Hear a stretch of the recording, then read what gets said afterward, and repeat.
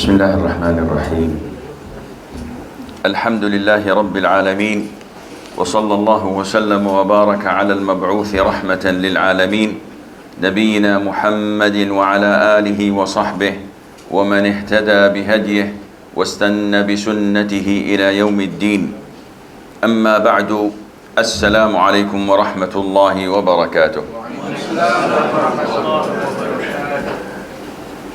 The title of today's or tonight's lecture is Mental Illnesses and Suicide.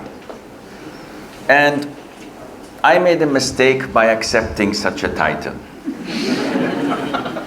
And this indicates that I may have a mental illness, but a mild one, inshallah. Because when I thought of warm, hot. Okay. When I thought of researching this, I found that I am in the middle of an ocean without any shores. And this requires a lot of study. And to do this, I'm not qualified. And psychology is not children's game. It is a science, and it impacts people's lives, and it is a serious thing to devote your time and effort to, providing you have strong foundation in Aqidah.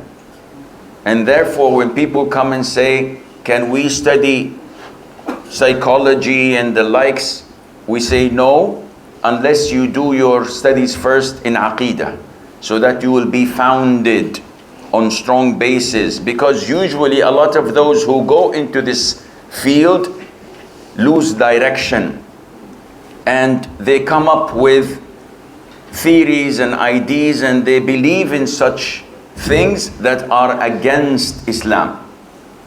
So I did my research, but I found that I would be speaking in a field that is not my field. And this is not fair. I'm not used to giving people something I'm not good at. So I thought of what might help you, in the sense that if you look in the Quran and the Sunnah, and this is what we base our beliefs on, we find that it does not mention mental illnesses as we know them today, but it breaks some kinds of emotional change or imbalance into what can be classified as mental illness. So what is found in Islam? Insanity and sanity. That's it. So Islam focuses on the accountability, the competency of an individual. If he acts in a certain fashion, is he accountable or not? So the Prophet said in the hadith that you all know, sallallahu alayhi wa sallam, رُفِعَ الْقَلَمُ عَنْ ثَلَاثٍ. The pen of accountability has been lifted from three categories of people.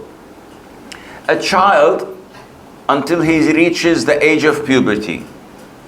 An insane person until he regains his sanity. And someone who's asleep until he wakes up.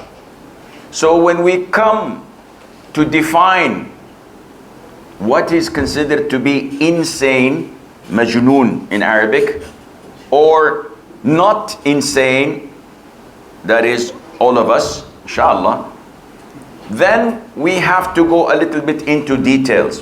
What is the impact? The impact is, if a person who's classified as insane does something, should we hold him accountable or not?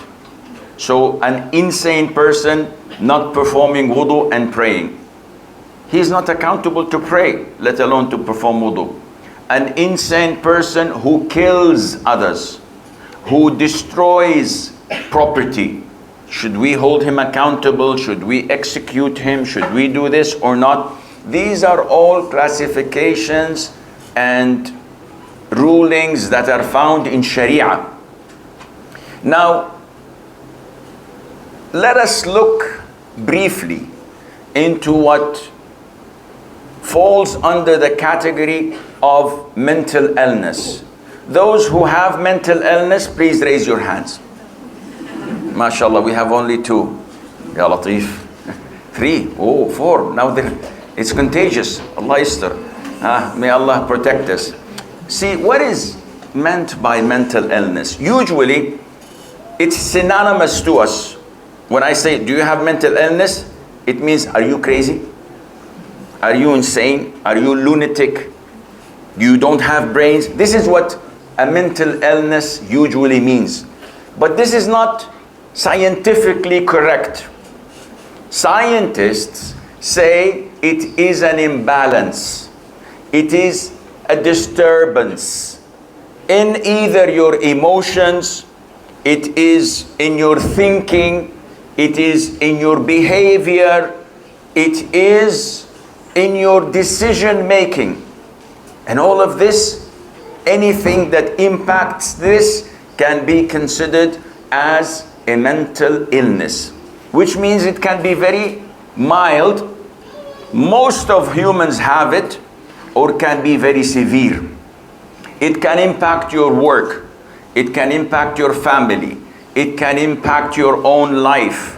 And this all falls under mental illness. But are they all not accountable? Not at all. And this is why, if you look into how scientists, psychiatrists, scientists of psychology divide this, they say that such illness is divided into 2 types: neurosis and psychosis. And this is dealing with something that is widely spread among people, not necessarily dangerous. Neurosis, they say it deals with depression, it deals with anxiety, it deals with stress, and it can be very mild. Everyone gets stressed. Does this mean we are mentally ill? Temporary, yes. Does it impact our decision making? No. Likewise with anxieties, likewise with obsessive compulsive order. Sometimes you may get phobias. People who are having fears of places where crowds are.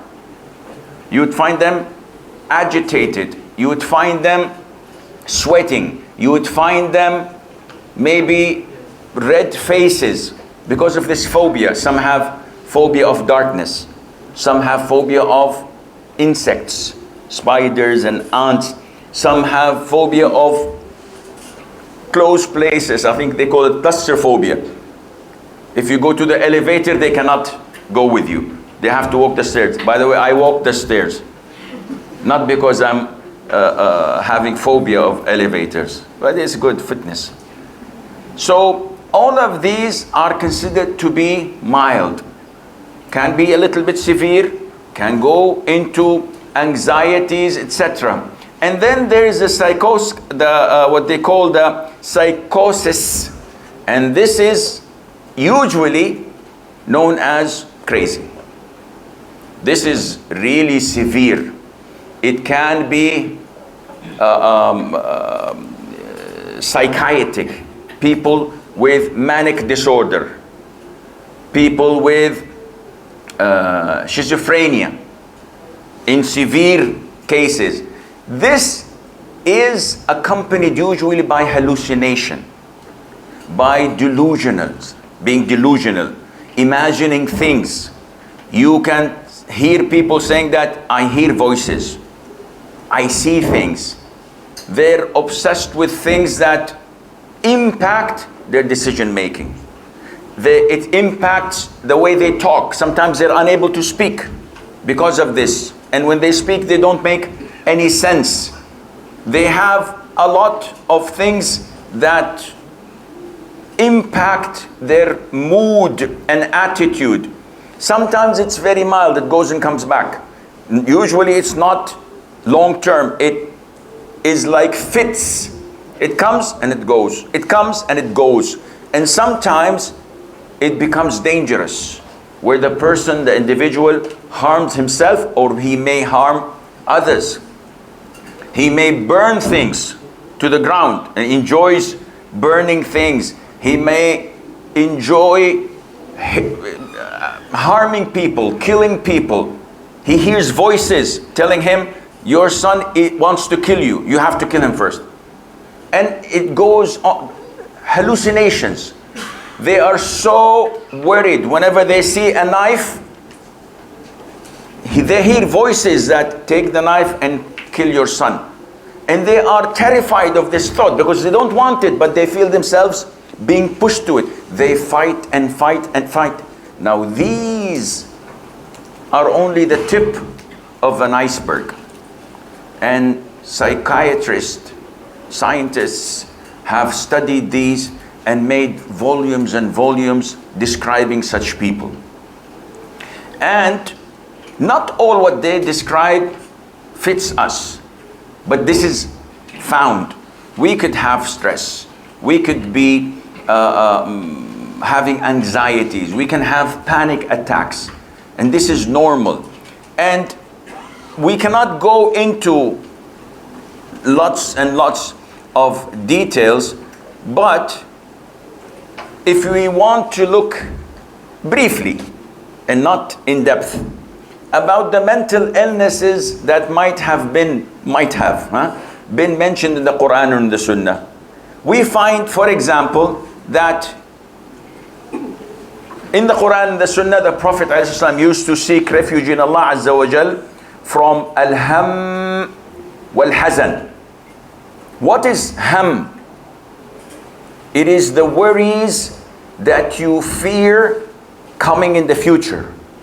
While al-hazan, it is worrying about things that took place in the past. So ham deals with stress and anxiety of something coming and happening in the future, while hazan deals with depression, when you feel that something in the past is haunting you.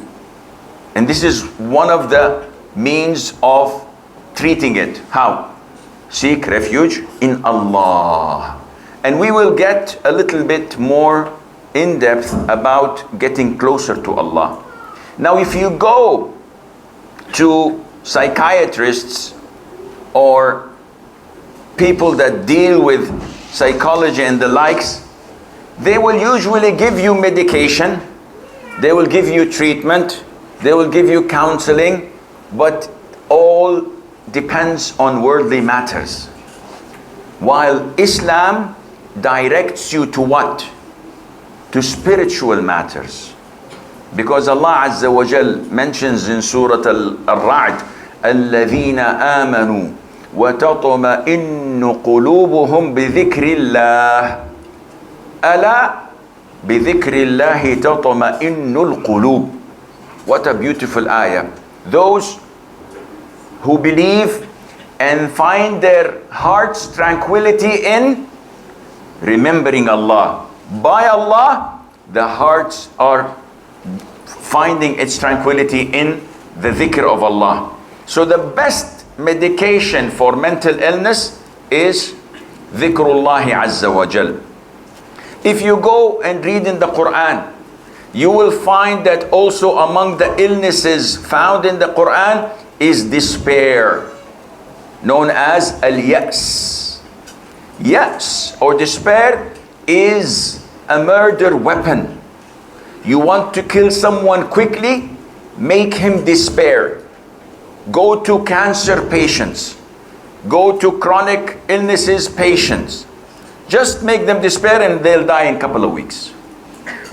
But if you give them hope, if you attach their hearts to Allah Azza wa Jal, Allah subhanahu wa ta'ala would help them and save them. Allah says in the Quran, and Allah will save those who feared Him by their attainment. No evil will touch them, nor will they grieve. So no evil in the future, no grief for the things that happened in the past. Providing what?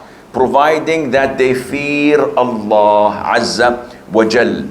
And the despair is mentioned in many places in the Quran. Allah Azza wa Jal says in the Quran, and when we bestow favor upon the disbeliever, he turns away and distances himself. And when evil touches him, he is ever despairing. Why did he despair? Because evil touched him. So this is one of the reasons why people get despair, is when evil touched them.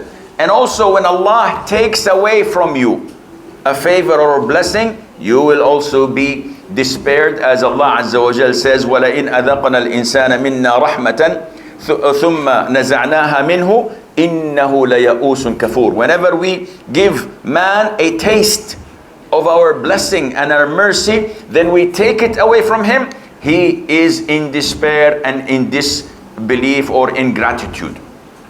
So this is mentioned in the Quran. Many places in the Quran there are other illnesses that take place.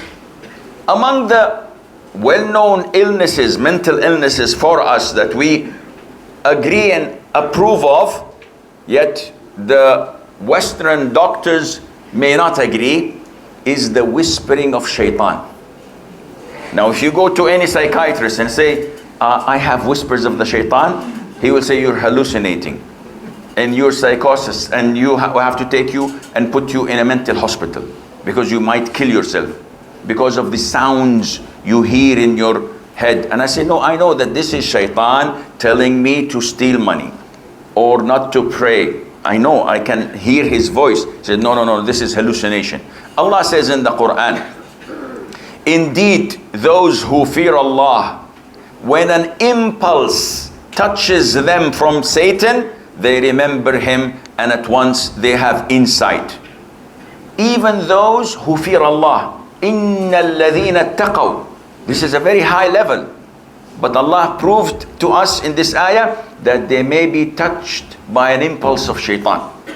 This happens.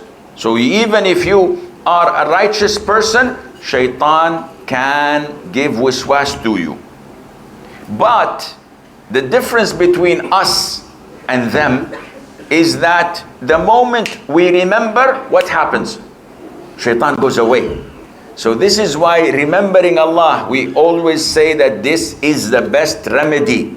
If you have any mental illness, always and continuously remember Allah. Subhanallah, alhamdulillah, Allahu Akbar, la ilaha illallah, la hawla wa la quwwata illa billah. Allah Azza wa Jal also says in the Quran, and say, my Lord, I seek refuge in you from the incitements of the devils, and I seek refuge in you, my Lord, lest they be present with me.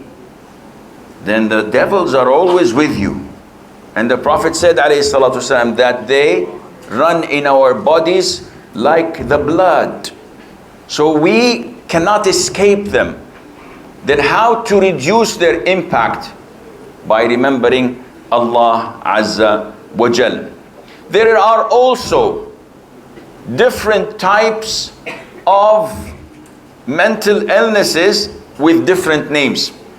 So your anxiety, your paranoia, your phobia, your stress, all of this can be found in different types of shapes and shades. So we have, for example, the fear of Allah. This is not an illness, though psychiatrists may consider it as an illness. They say that this cripples you. This prevents you from advancing. Does it? Yes, it does. It prevents you from advancing into haram. So for them, you can be a famous singer or a dancer or an artist or a sculptor, but you fear Allah Azza wa Jal, it hinders you. Everyone says, you're an artist, go ahead and do it. And you say, no, my fear of Allah hinders me. They say you have to go and see a shrink. You have to see a psychiatrist because he will help you. There is the fear of death. Is this negative or positive? Positive. Those who say negative, raise your hands. It can be both. It depends on the end results. Someone whose fear of death is crippling. He's in despair. Go work. No, I'm afraid I might die. If I take the lift, it will fall. If I drive, I might have an accident. If I cross the road, a plane might fall on me. I just want to sit here in the corner and pray. And this is what? This is crippling death. And this is why a lot of the people despair of Allah's mercy. Go and pray. No use. Allah Azza wa Jalla is putting me in hell.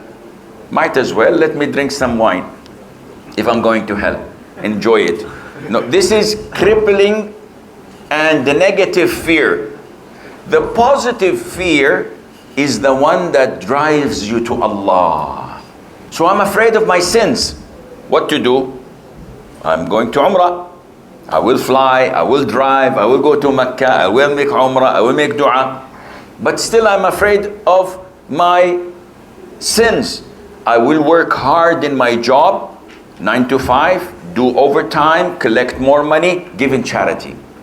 Sponsor an orphan, print a book, because this fear is what? Positive. This is what our scholars used to say in the past. They used to say, رُبَّ سَيِّئَةٍ أَدْخَلَتْ صَاحِبَهَا الْجَنَّةِ. Maybe one bad deed will admit the person to paradise. And maybe one good deed will admit you to hell. How is this possible? They said a person who committed one single sin and he is remorseful, he is afraid, he is sad. His positive fear tells him you have to pray night prayer to expiate. You have to fast voluntary. You have to give charity. You have to do good deeds. So he's trying his level best to erase that sin, which will inevitably and eventually lead him to Jannah. On the opposite, I go and make Umrah. A good deed, a very good deed. On my way back, I listen to music. Why? Because I have credit. I have credit. I topped my account. Now I have credit, so I can withdraw a little bit from it. And this sin, this good deed, will encourage me to do a lot of sins and a lot of sins and a lot of sins until I enter Jahannam. May Allah protect us all. So this fear can be positive and it can be negative. There is the fear of being exposed. And this is why people conceal their sins. Two people conceal their sins. Someone who's afraid of Allah and someone who does not fear Allah. The one who does not fear Allah and he's a hypocrite, he's a munafiq, he does everything haram in secrecy. Not because he doesn't fear Allah, not because he fears Allah, because he fears the people. The second person who is shy, remorseful, does the sin in hiding, he fears Allah Azza wa Jal. And he hopes and prays, Ya Allah, do not expose me. So such a fear to the psychiatrist might be a mental illness. And this is why they come to you and say, go, do what you want. You want this? You love this? Do it in the open. Challenge people. They go to the sisters. Why wear hijab? Why cover your whole body? If Allah did not want you to have this beauty, He wouldn't have given it to you. So zakat of wealth is giving it to the poor, and zakat of your beauty is unveiling it and making people enjoy it. A'udhu billah. This is what they come to you and say. This is how shaitan works. There is a great amount of fear in all of us from rizq. We all fear. Are we going to get the salary at the end of the month? Are we going to get a profit? Will we be able? These are working now? Because I have fear of heat. But fine, huh? It's raining, so I was just happy to. طيب. Next time maybe you need a fan for the Sheikh. We have a lot of fans, alhamdulillah, but we need a specific one. So the fear of rizq is in everybody's heart, except in true servants of Allah, such as the birds, the animals, the fish. They have no problem of fear of rizq because they go in the morning, they know that Allah will feed them. We, on the contrary, have provision for 2-3 years, but we're still doubtful. I wish I had of 5 years, just to be safe rather than sorry. And there is always the anxiety and the fear of the future. What will happen in the future? And this comes to all of us. Will I be able to get my daughters married before I die? Will I build a house for them? Will I maintain this or that? Can I be doing this or that? I fear. Will I maintain my health? Will I get a heart attack? Will I do this? Will I? It's the fear that's occupying your mind. From whom?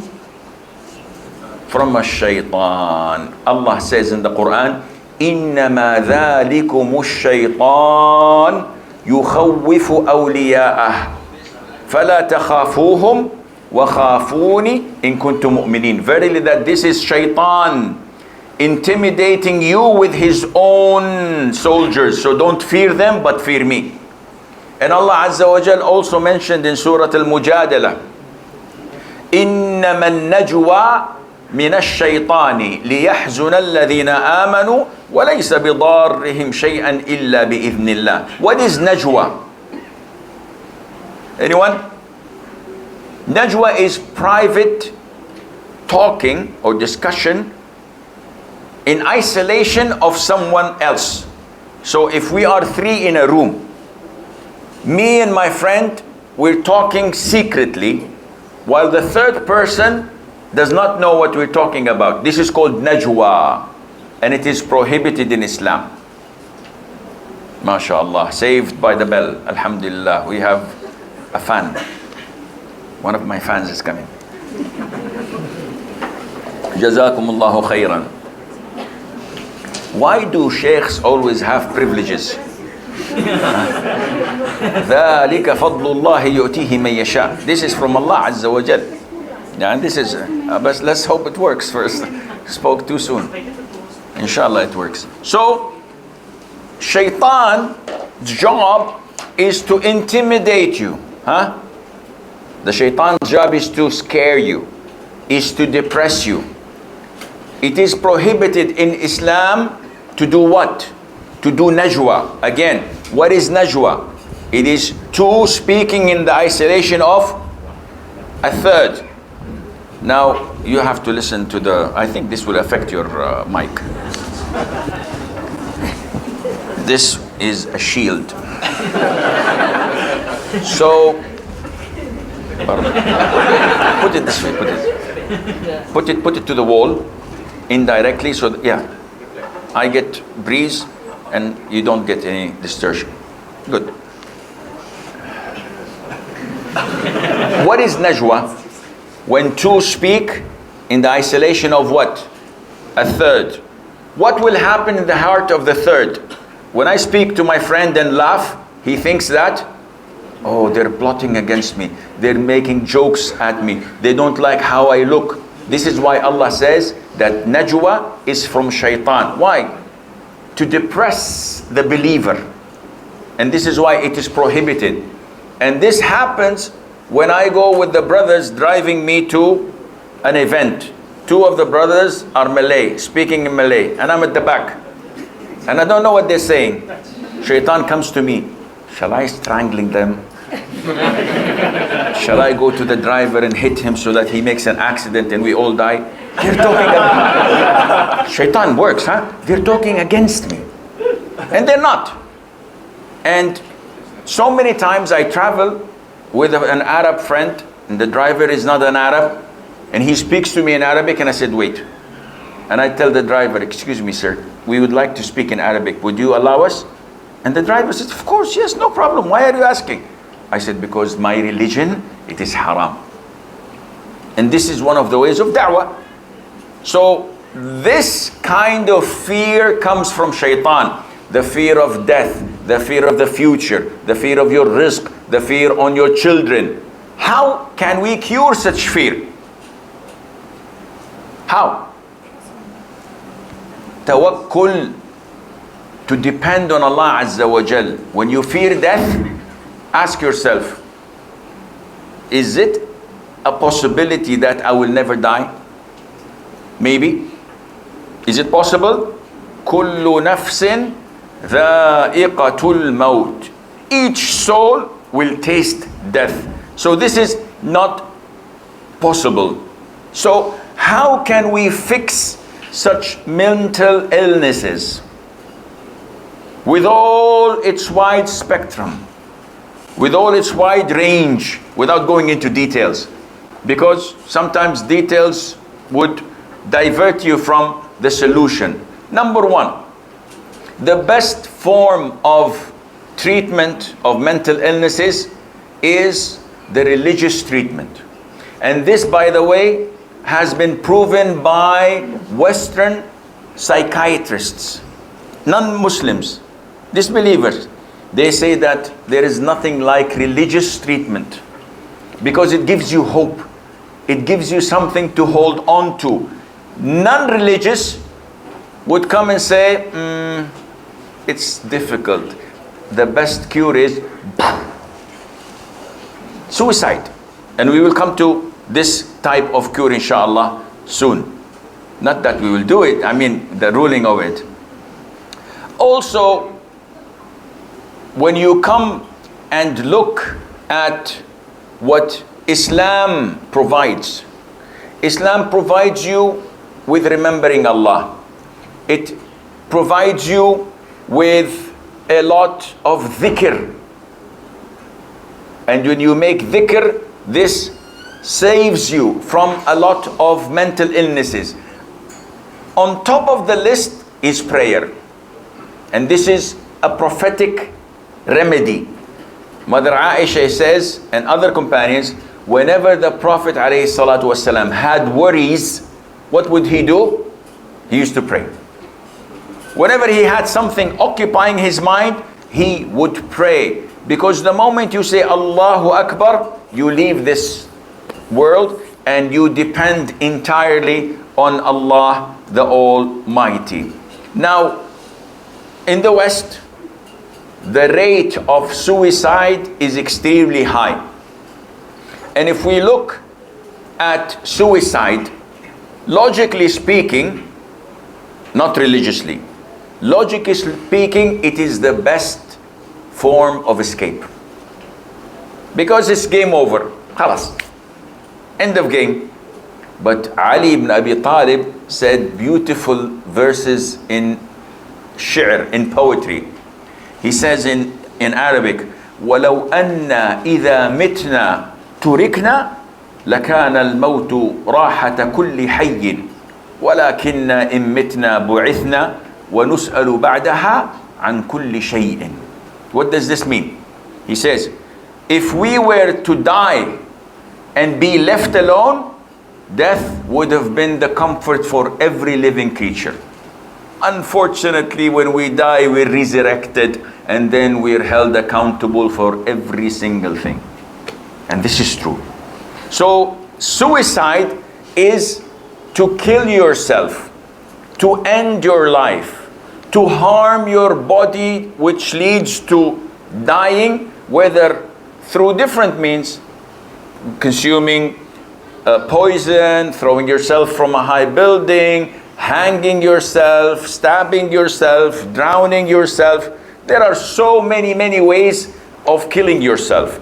The problem is that those who kill themselves think that their problems and trouble would be over, and they will never be over. This is the beginning of their misery, not the cure and the end of it. What are the symptoms that usually people may go to suicide if they have it? Number one is depression. And depression are degrees. Almost every Muslim has a moment of his life that he's depressed. But not necessarily mentally ill, a depression that may impact how you live, how you act, how you behave. If you remember, Mother Aisha radiallahu anha said to the Prophet alayhi salatu wasalam, was it the most severe incident in your da'wah, in your life, the battle of Uhud? He said, no. The most severe incident in my life was when I went to Taif and they rejected me and I came down. I was not aware of my surroundings until I woke up in Qarn al-Tha'alib. That was hours later. He was so depressed, he could not see, he could not think. And he woke up, and his depression was not because he lost money or he lost a loved one. His depression because they rejected his da'wah and did not believe in him sallallahu alayhi wa sallam. So there are types, different types of depression. When it reaches a certain stage, a person may kill himself because of this depression, especially when he thinks that this would change his reality and save him from what he's going through, which is not true. People can also refer to suicide whenever there is a sudden change in their lives, a sudden change in their behavior. So sometimes people refer, unfortunately, to suicide when they fall into insomnia. They can't sleep. So 2 days, 5 days, 7 days, it is horrible. And this is one of the ways they torture people in Guantanamo. Elsewhere, not only Guantanamo, all the places where they have torture. They deprive you from your sleep. Once you're deprived from your sleep, you begin to develop mental illness. And your decision making is not accurate. You lose focus. You do things, say things that you're not held accountable for because of this. Maybe this sudden impact, change can be at work, can be at school, can be at your social relationships. If you are in a home and your spouse or your son, who is always taking care of himself and how he looks, all of a sudden start to smell, doesn't wear beautiful or clean clothes. This change, sudden change, means that there's something dangerous. You have to pay attention. If someone all of a sudden does not eat or overeats in a sick way, and we go to the doctors and they say physically he's all right, then this means that there is some sort of change happening. This is not good. You have to get psychiatric evaluation for that individual. When someone talks all the time about suicide, about dying, I feel like I'm going to die, I feel I want to end this. Why? How is it? How much painful is it if I throw myself from the window? If I cut my arteries, how long will it take until I die? Someone speaks to you and you say, oh, I don't know, let me Google it. What are you doing? So he's asked me a question. I'm just giving him the research results. No, there's something wrong. You are having an indication that this person might be suicidal.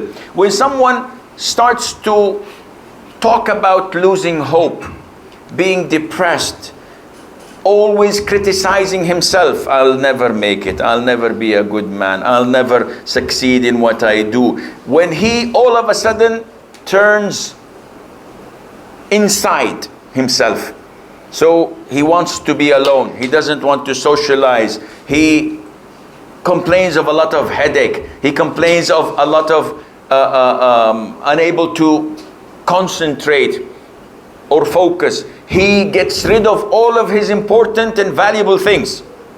So his valuable watches, his wealth, his things that he bought with a lot of money, he gets rid of them. This is a very negative sign. You have to be careful. Those who consume intoxicants and drugs, usually they become suicidal. It's a matter of time. They do it now for the fun of it. Once they get addicted to it, once they feel the withdrawal effects on them, once they cannot afford it, they will commit suicide. When a person is searching for the rush, he wants to feel the impact of danger, so he does dangerous things. He dares his friends. This is a highway. Who is man enough to cross the highway on foot? They're doing 140 kilometers per hour. I might die. This is why you have to prove that you're a man. If he dares you to jump from the Twin Towers with a parachute, it's crazy. If some people may also consider bungee, is it bungee?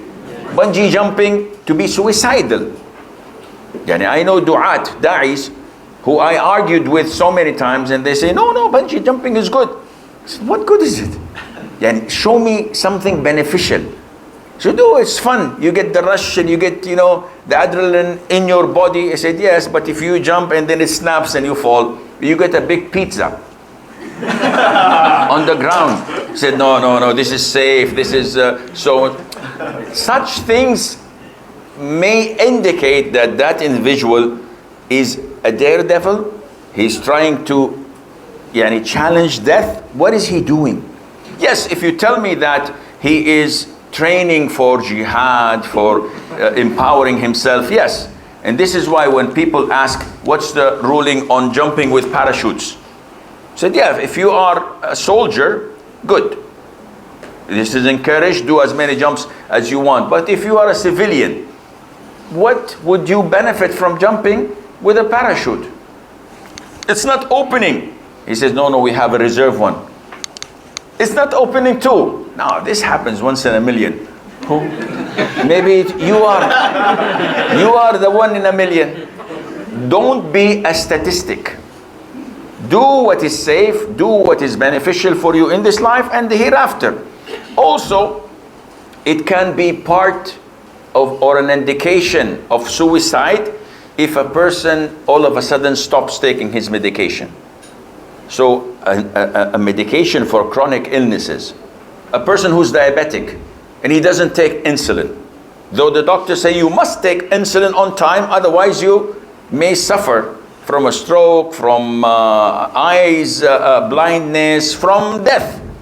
And he says, no, I will not take it. This is an indication of being suicidal. Nowadays, we have something that is very popular and famous, known as hunger strike. What is hunger strike? Not eating. Why? The Mrs. Food is not good. This is not hunger strike, this is our life. No, hunger strike is when you go on strike and decide not to eat so that you would voice your opinion, object on something, or influence a political decision. A person who does this is suicidal. He's interested in dying. And this is pretty dangerous.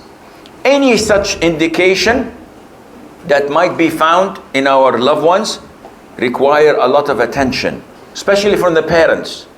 We need to listen to our loved ones, not ridicule them, not make fun of them, care for them, show them compassion, show them that they are important in our lives so that we may save someone.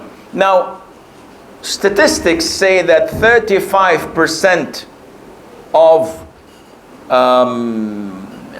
suicides are referred to mental illnesses.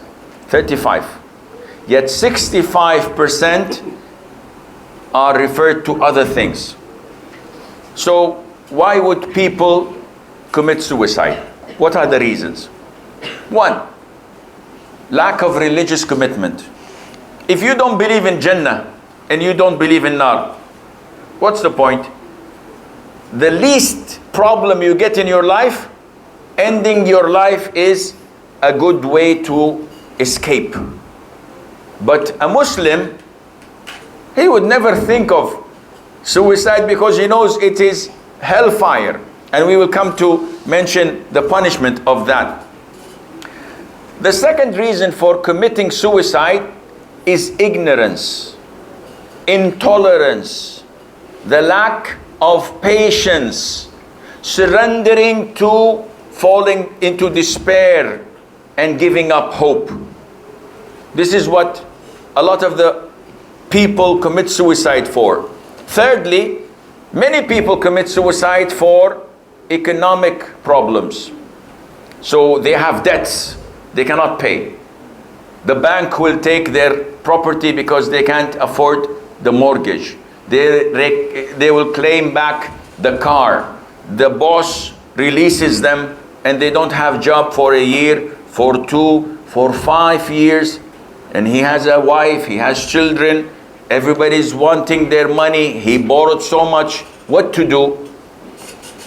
Debt is a burden that a man carries on his shoulders. If you don't have religious commitment, you would definitely think of suicide.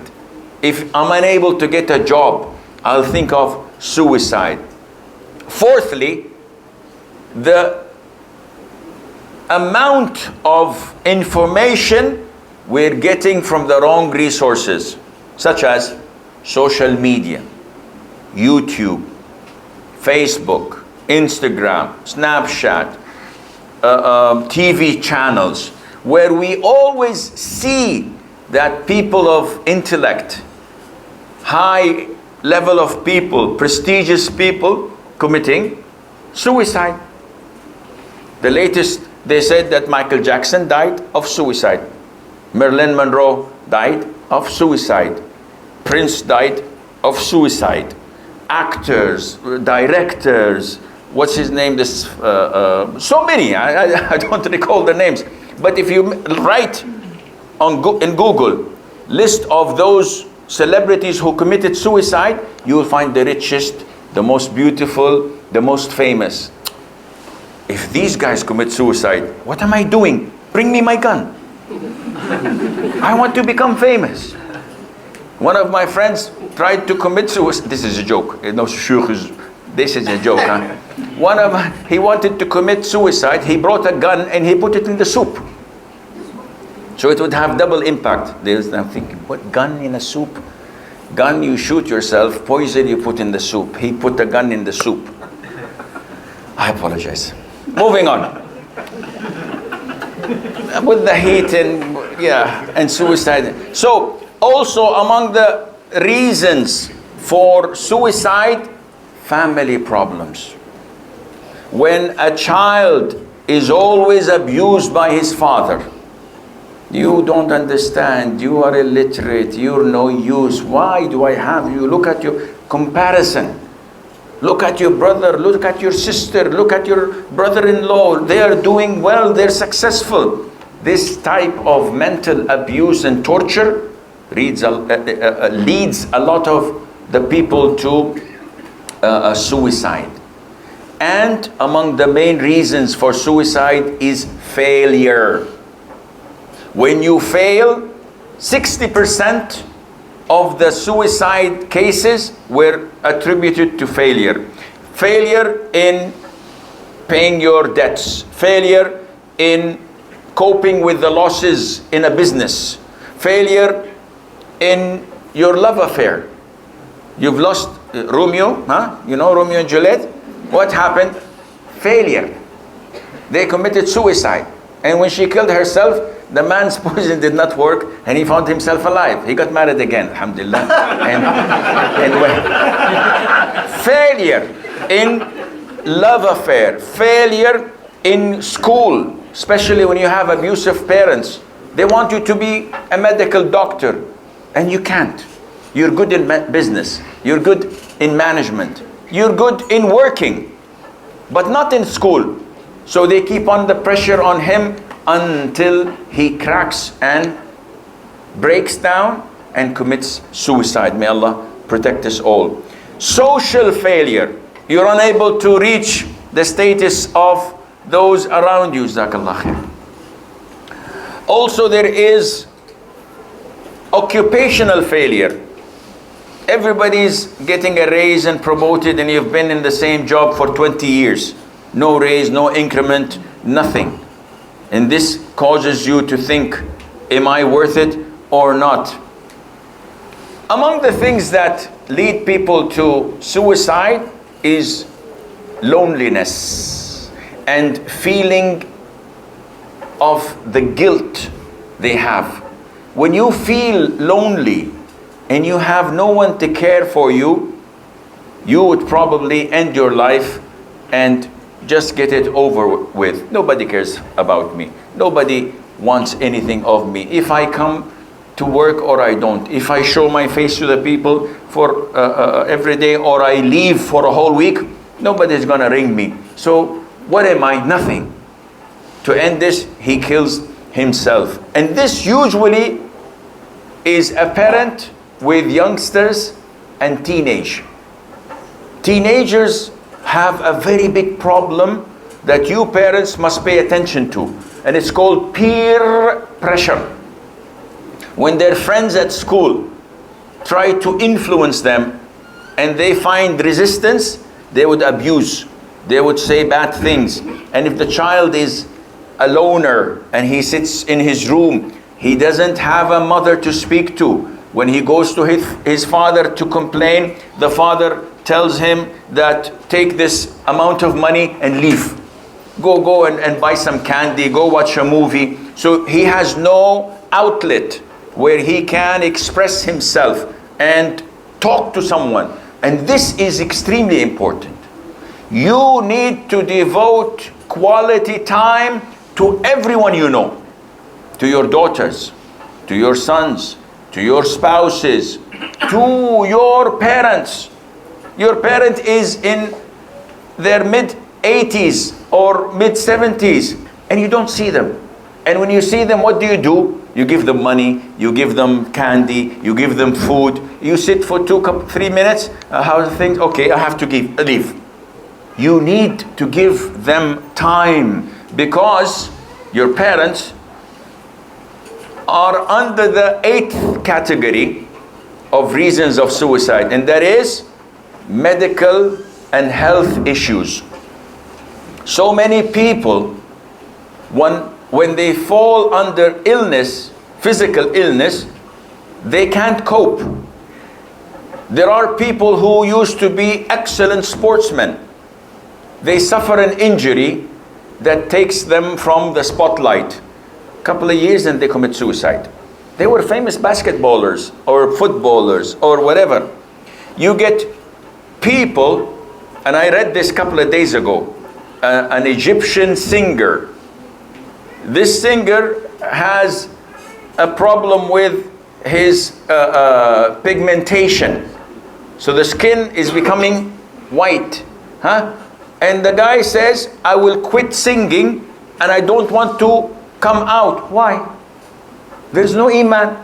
This pigmentation is from whom? So why are you shy of? He said, no, I don't want people to see me. I don't want people to feel disgusted. Akhi, feel disgusted or not? Be proud of yourself. Be grateful to Allah Azza wa Jal, and do not stop the khair because of a silly thing like this. Yes, you make dua, may Allah Azza wa Jal cure me. If there's a cure, I'll look for it.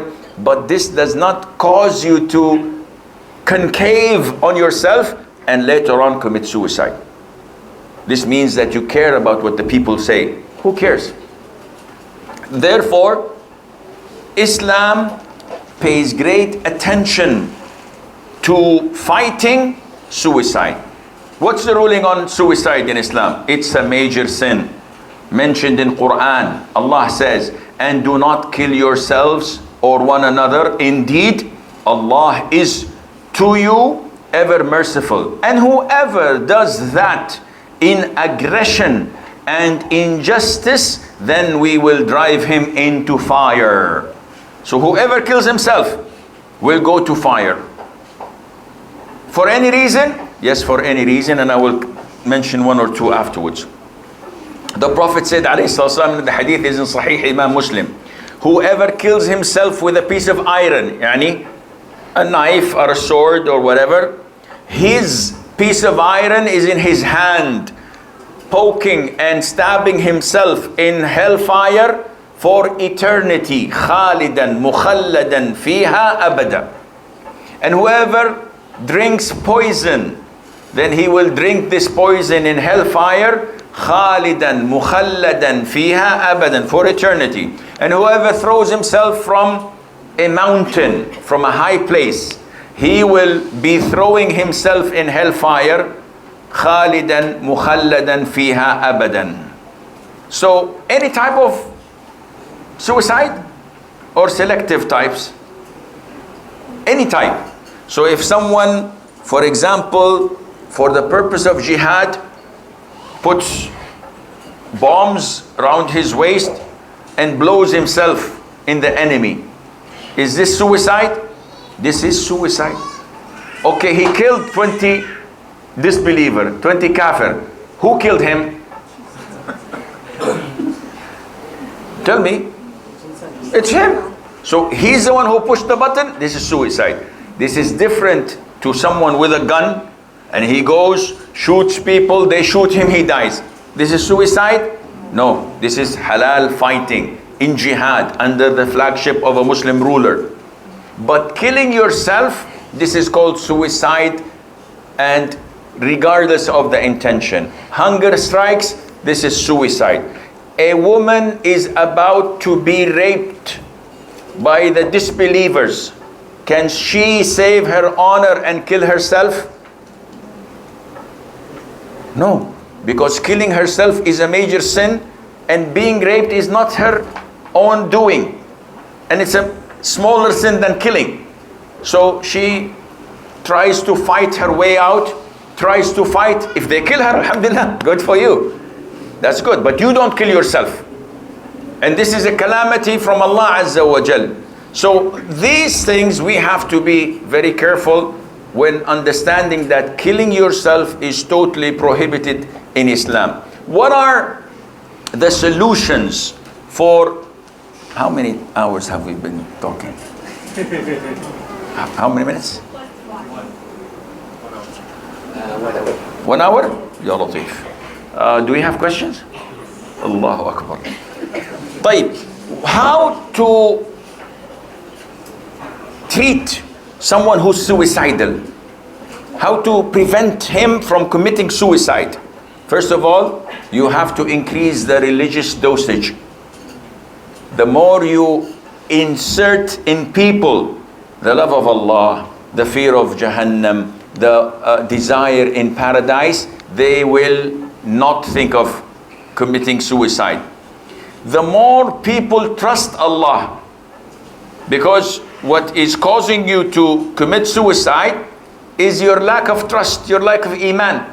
But if you trust Allah, okay, Sheikh, I have so many debts. Trust Allah. I have so many problems in my social life, with my kids, with my children, with my offspring. It's the same thing. Kids, children, offspring, it's the same thing. Yeah, I know, but I'm stressed. Don't talk to me like this, Sheikh. I'm going to kill myself. So, okay. So I have so many problems with the wife. I have problems with my parents, with my relatives, with my work. Trust Allah Azza wa Jal. Allah provides for 1.7 billion humans on earth, true or not true. Allah provides for trillions of birds and gives food to hundreds of trillions of fish and provides for all the animals you can think of. Do you think that Allah cannot provide for you? Trust Allah.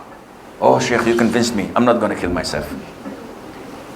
Thirdly, believe in predestiny. And this is the formula for the happiest man on earth. If you believe in predestiny, I love my beautiful Bentley. I bought it for $1 million ringgit.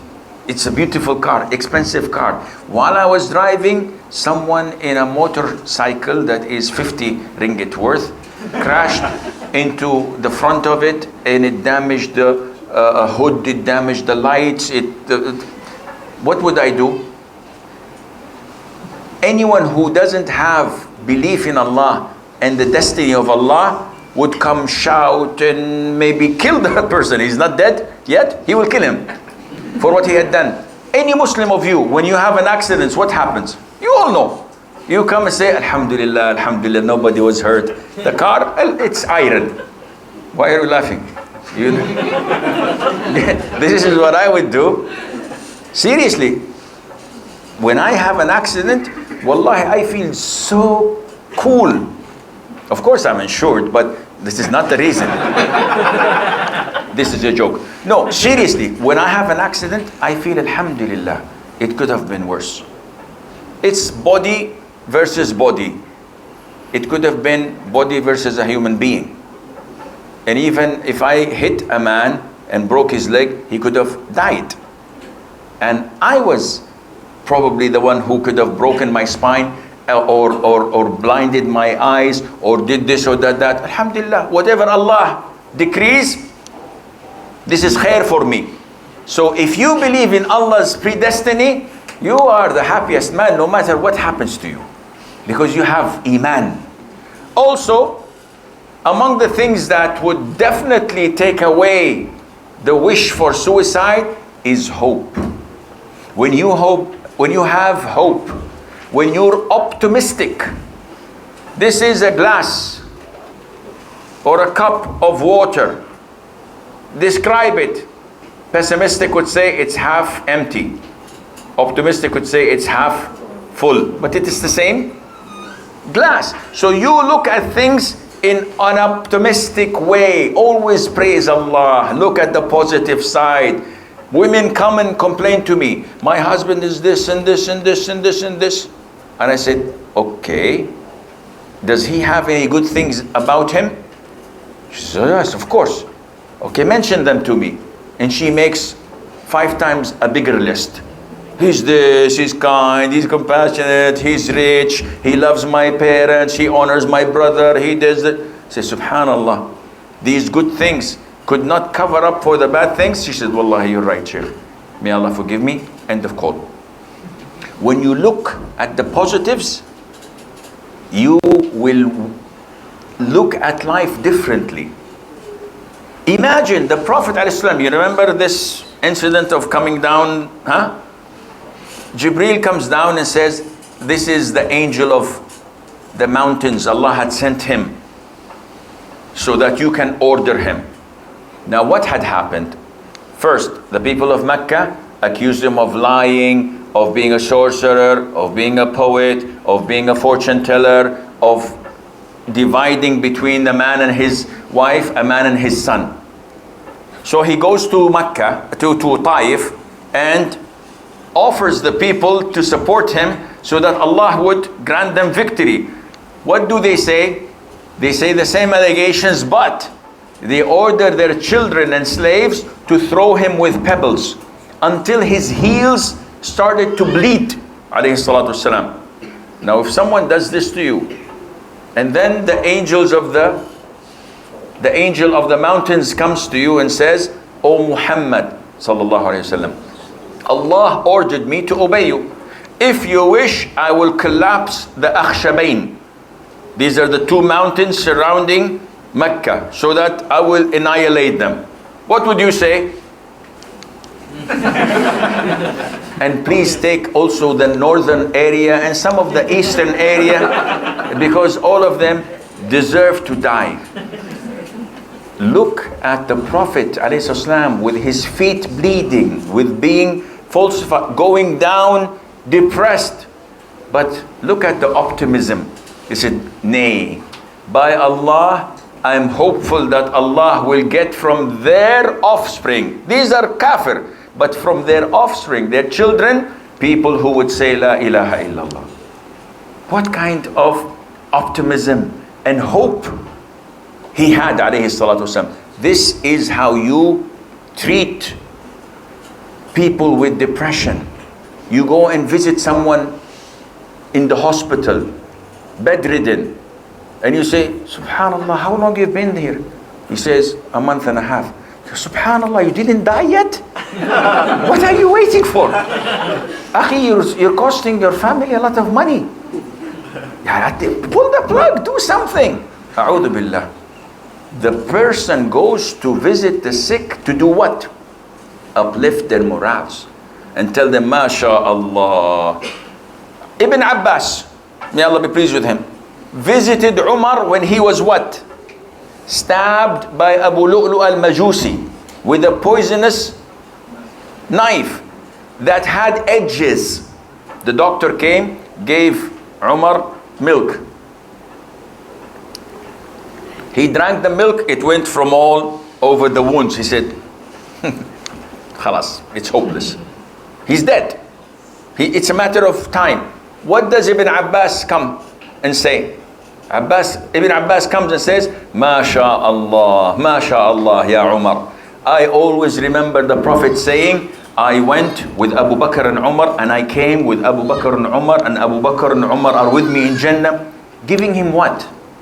Giving him hope. This is what you should do with someone who is ill. Also, among the things that may cure or help people who are suicidal, that we spread the knowledge. This is not something that we should keep hidden.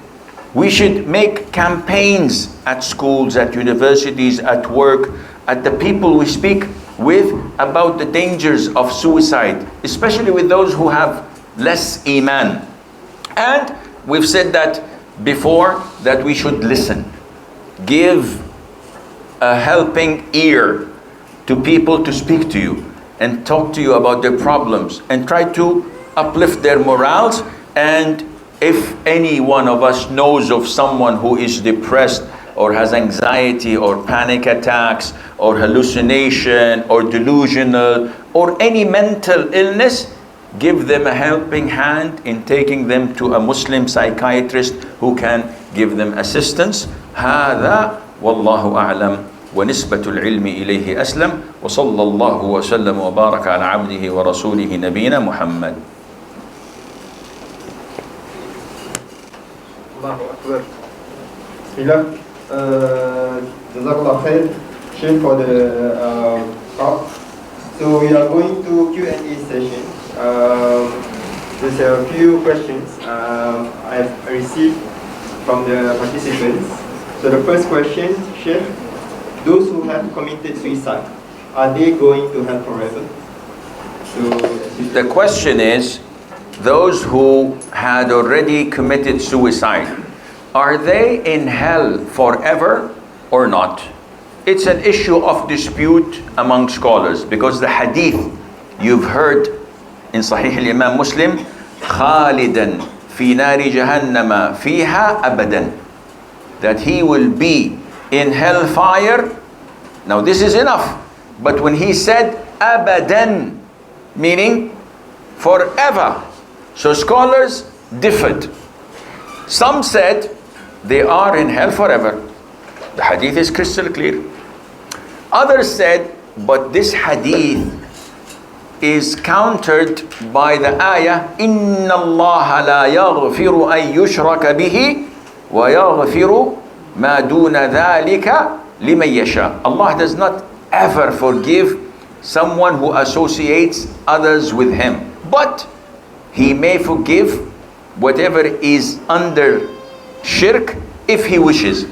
And suicide is committed, considered under shirk. So this is under the divine will of Allah Azza wa Jal.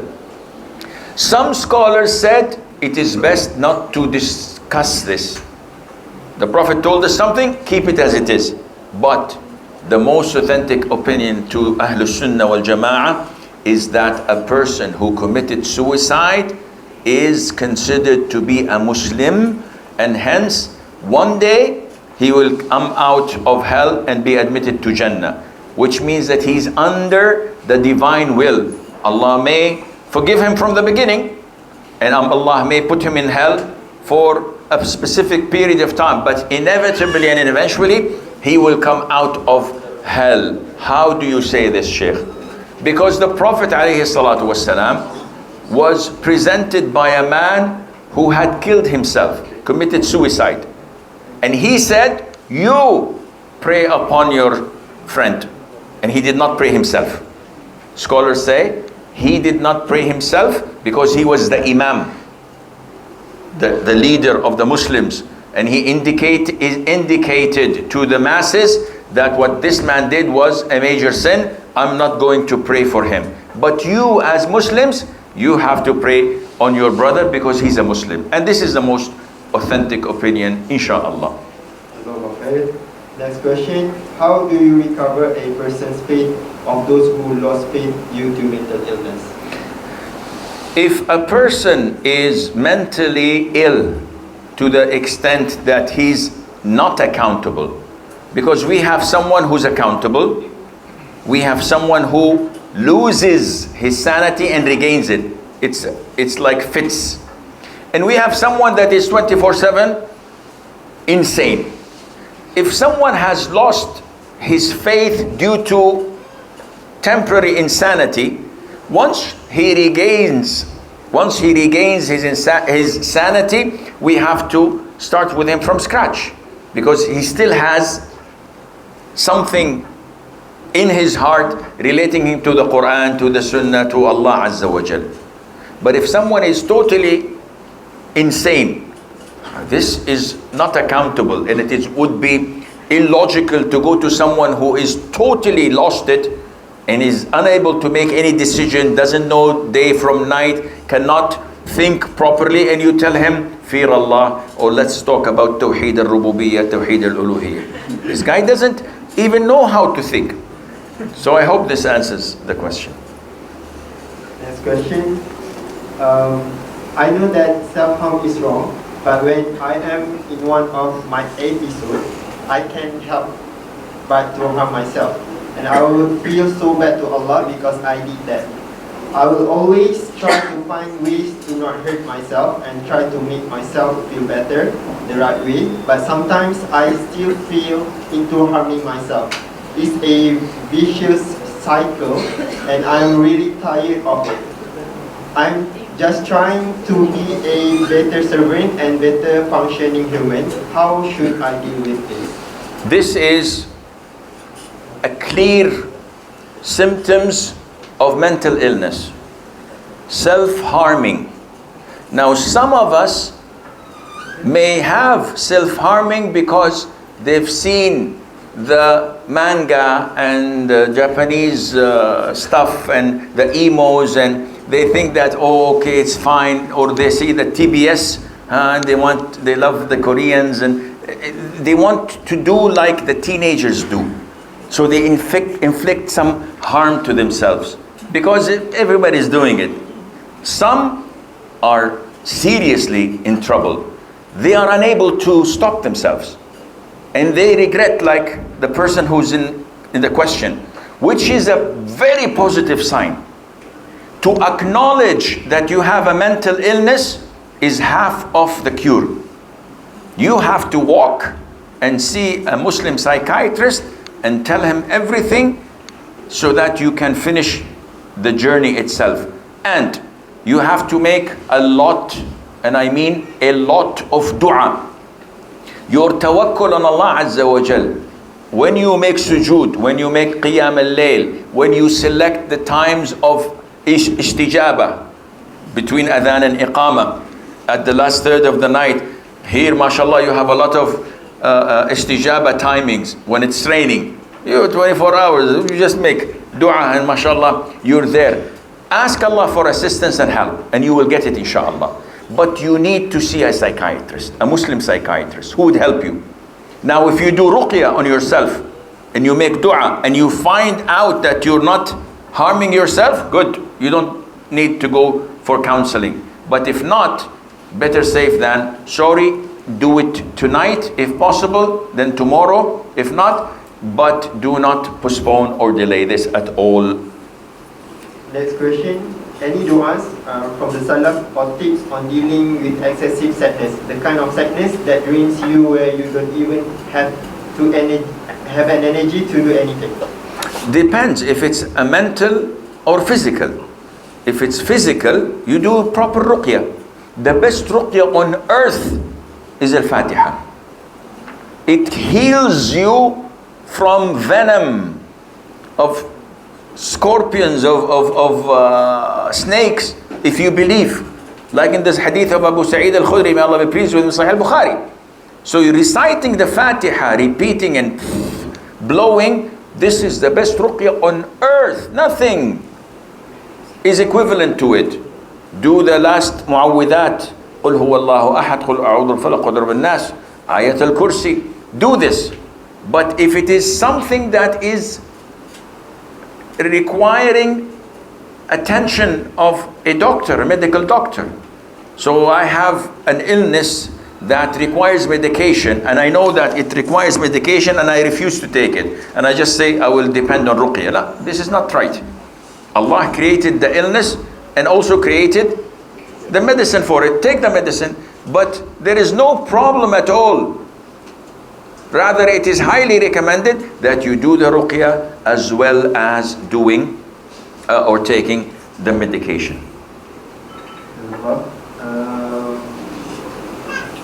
People say that those who suffer mental illness is because they are not being a good Muslim. Is that true? I have been trying every day to improve myself as a Muslim, so it's really sad when people say that. No, this is part of their ignorance. As stated before, mental illness is a very wide spectrum. Some can be related to lack of remembering Allah, lack of trust in Allah, lack in belief in predestiny. But some is something that is beyond your control. Something you cannot control. You cannot come to a person and say, Akhi, don't be sad. What do you mean? My son just died. So it's okay. Let's go and play badminton. You're a believer. Have strong iman. Yaqub, who is a prophet, the son of a prophet, Ishaq, the son of a prophet, Ibrahim, when he lost his second son, he was so depressed. What happened? He got blind. Do you tell me that he is lacking iman? Or there's something in his iman? Then you're sick. He's a prophet, the son of a prophet, the grandson of a prophet, and the father of a prophet, Yusuf. But this is human nature. The Prophet himself, ﷺ, reacted when his son Ibrahim died. Al-qalbu yahzan, the heart is saddened. Wal-aynu tadma', and the eye weeps. وَلَا نَقُولُ إِلَّا مَا يُرْضِي الرَّبِّ, and we do not say anything except that pleases Allah. And we, by departing you, Ibrahim, are saddened. وَإِنَّا عَلَى فِرَاقِكَ يَا إِبْرَاهِيمُ وَلَمَحْزُونٌ. So the Prophet ﷺ cried, so that Sa'd ibn Abi Waqqas, and in another narration, Abdurrahman ibn Auf, may Allah be pleased with them both, said, and you cry, O Prophet of Allah? He said, yes, this is Allah's mercy. So you have to be proactive with what's happening to you. But it's totally wrong to attribute such reactions to lack of iman. This is only human nature. Now, Islam limits this kind of reaction so it does not exceed. Anger is a human nature. When it exceeds its limits, it's become haram and transgression. And when you don't have anger, you lose jealousy, you lose interest of protecting your wealth and health and your religion. So you have to have this balance, and Allah knows best. Next question. I often pray and read the Quran, but why does my heart feel so empty and uneasy? I often go to the gym and work out for an hour, but I don't see my muscles growing. Why don't I see them growing? Because it requires consistency, continuation, devotion. If you go to the gym for a year, you will be noticing the difference in your body. If you recite the Quran, and Allah Azza wa Jalla has the highest example, of course, but it's an issue of belief and conviction. The Arabs at the early times, they were real Arabs. They understood the language. The Prophet reads one ayah, The guy is 180 degrees transformed. Now you read the whole Quran to us. Interesting. It doesn't click because we need to practice. We need to worship Allah. We need to have devotion of your heart, and then you will find the impact that is positive on your heart. You can lead a horse to water, but you cannot force it to drink. You can read the Quran every day, but if you yourself don't want guidance, if you don't ask Allah Azza wa Jal for guidance, if you don't strive for such guidance, then you will not be able to enjoy it. And Allah knows best. I feel broken, I feel alone, I feel empty inside. I am in pain and numb at the same time. Perhaps my pain is so much now that I can no longer distinguish it. It is a physical pain, like a weight on my chest. I pray 5 times a day, I make dua, I make istighfar, but it's hard. I have no motivation to keep it going. I don't know what I'm moving towards. My goal and hopes have all slowly faded away. I am thankful for the blessings Allah has given me. I do not complain to others. I try to complain only to Allah. At times I feel so bad for feeling this. So what can I do? You should feel bad for feeling this. This is not normal at all. So yes, you may find, like mentioned in the Quran, إِنَّ الَّذِينَ اتَّقَوْا إِذَا مَسَّهُمْ طَائِفٌ مِنَ الشَّيْطَانِ. They're touched by a glimpse of Satan. Immediately they remember Allah and they are able to see. So this comes and goes. But to be able to write and describe and clearly state that you don't like people and people don't like you, like to be alone, and you're having problems though you pray, this is not normal. Now you again coming back to the same first question. Work hard on yourself. Make dua, be optimistic, have hope in Allah, have tawakkul, dependence, reliance and trust in Allah, believe in Allah's predestiny, and open your chest to feel optimistic. No matter what happens, always look at the good side of anything that happens and make ruqya and make dua. If you see improvement, alhamdulillah, keep up the good work. Do not stay alone. One of the main reasons for being depressed is being alone. But by the way, many celebrities, many famous people who crack jokes and they're depressed. And they run from their depression by trying to be social and everybody's happy. And Robin Williams, his name. One of the world-known comics. Very strange person, very extremely intelligent person. Committed suicide a couple of years ago, 3 years ago. Why? He was famous, he was rich, he was funny, everybody loved him because he was depressed. So you have to look, if my reaction is getting worse, seek psychiatric evaluation. And it's not an illness. Don't be shy. Oh, no, I don't want people to. He's not a VD doctor, venereal diseases, huh? He's a psychiatrist. He helps you in trying to come out of your shell. You try to associate yourself with practicing Muslim brothers, because shaitan attacks a loner. The Prophet said, alayhi salatu wasalam, that the wolf only attacks a stray sheep. So if you are with the brothers, or if you're a sister, and you are with a circle of good practicing sisters, hanging out together, going to lectures together, checking on one another, you will always find comfort. And you won't feel alone. But when you're alone, this is when shaitan focuses on you. Sometimes when someone is very sick in hospital, the doctor offers the family the option of switching off life support machine or giving instruction not to resuscitate. Families may then take the patient home to allow them to die at home. Is it allowed? Can we make that decision to end someone else's life? These questions require a panel of scholars and assisted by professors in medical sciences so that they can give an assessment. It's not for one person to come and just pull the plug. He's dead. Yeah, it's okay. Inshallah, Allah will bring you someone else. What do you mean? It's my father. Someone will pull your plug one day. The scholars say if 3 doctors confirmed that a patient is brain dead, he's in a vegetation state, 3 doctors, Muslim doctors, and they say that all of his body organs are dependent on the machines, but he's brain dead, meaning even there's no miracle in him waking up. He's not in a coma after 10 years. No, he is totally gone. They say, in this case, yes, you pull the plug.